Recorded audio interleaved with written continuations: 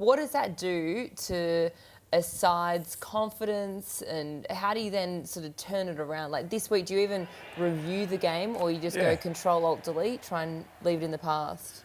I feel like they've come through the whole Lockie Galvin saga very well. Yeah. I think the coach did a really good job, although the players all did a good job, and then I just didn't see this in their team. Is it a reflection more of the Melbourne Storm, or is it a reflection more of the West Tigers? I think it's a bit of both. Who did they beat? Penrith, Parramatta early in the season. Remember that? Oh, there it is. It was put 56. They put 56 on Parramatta. Once the Storm get on a roll, in particular during the day games, you can't stop them. Yeah, fast. Yeah, that was that opening game of the season at Amy Park. It was 36-0 at half time. It was huge, yeah. And that was Jason Riles' first. When they do their plays, no team or no players in the key positions do them quicker. They are just lightning, and because they're so well drilled, no one misses their assignment. There's no balls hitting the ground or a back rower overrunning or not being in the spot. They are just clinical. You do have to question the first try. The one where Paps kicked us through, he ran through 5 of them. That was a bit poor. That was very poor, actually. So what do you do then if you're Benji Marshall this week and you're the players? How do you approach this week? Because I can imagine it'd be... It's not up to the coach. He's not out there missing tackles. He can prepare them as good as he can, but it's up to the players. Players got to take responsibility, and next week, it's on this week.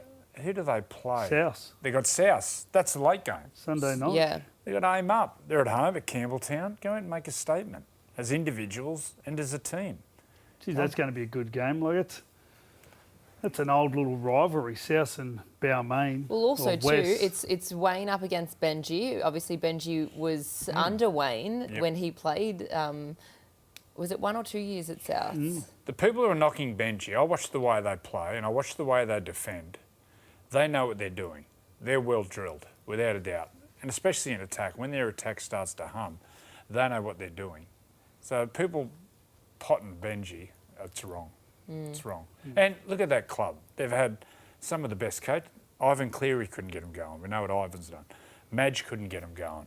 Jason Taylor couldn't get him going. Mick Potter was there. Tim Sheens even. What do you see as the issue there? Well, I don't really know. Does it come from to be above fair, there? Yeah, of course. And the joint's been fighting forever. Since the day they joined, they've been fighting. Different chairmen, different boards. They've been. They're just going through another court battle, I believe, to do with board members, and they've never really hummed. I can't ever remember. Obviously, around the 2005 and Juno period, actually, it was over about 5 or 6 years where they really competed. So apart from that, there's been so much infighting. As a player, though, like I know that there are some teams that I think Wayne Bennett did this one time where South had a bad loss. Anyway, so they came in the next week and he said, we're not even going to look at that game because why would you want to put yourself through that misery again? Do you see the Tigers bouncing back with a big response this week? I think they win. You do? Yeah, I think they win. At Campbelltown too. Good place to do it. It'll be hostile.